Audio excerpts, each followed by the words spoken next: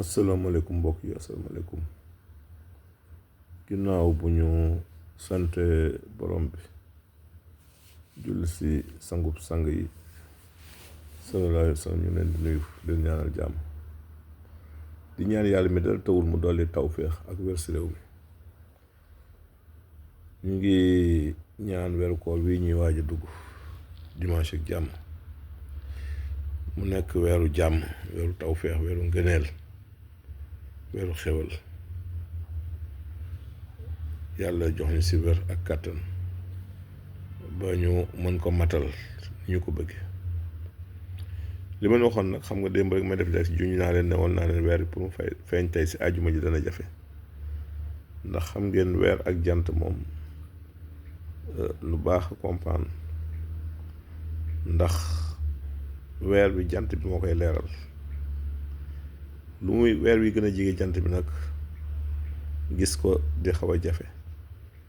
ba tax na tey bu ñu xoolee weer dafa nekkoon si 9 degré si poisson weer aussi nekk 9 degré si poisson ñu nekk en conjonction war a sowandoo bu ñuy sowandoo nag dafay jafe ñu gis weer bi moo tax tey neexul woon a gis mais à partir de demain samedi incha allah rabbi dana rawee jant bi lu tolloog 13 wala 13 degré yu teg kon gis ko mën na yéwén mën na yomb suba ba tax nañu jàpp ni dimanche daal am nañ yaakaar ne dañ si commencé woor si kàttanu yàlla kon loolu baax nay xam nga weer ak jant moom lu weer bi bu feeñee nii moo tax léeg-léeg gars yi dañu daan xaw a juum parce que léeg-léeg dañu daan wax ni weer bu xëyee kat foog mu toog ñaari fan ñu soog ko gis or que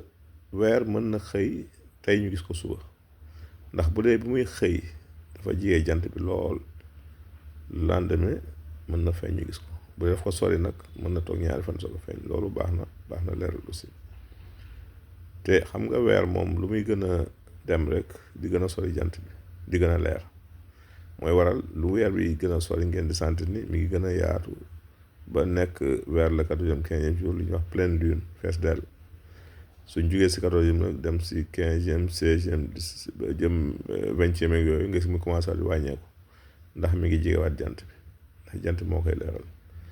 bu ñëwee ba jige ko carrément nag dafay fulu dootoo ko gis loolu baax na di xam kon mbir yi noonu la tëdde lii baaxoon nañu leeral ko di wax ni rek yàlla rek mooy ki xam mooy ki mën mooy ki xamle mooy ki leeral ñu dellu lépp si moom rek di ñaan nag yàlla dooli wér dooli jàmm dooli sutura si réew mi den wax nag seen émission dina continuer si koor gi incha allah dañ leen indil ay njëriñ yu am solo si koor ak wàllu wér-gu-yaram loolu lu baax a xam la ndax koor day bu ko nit ki defee ni mu ko war a defee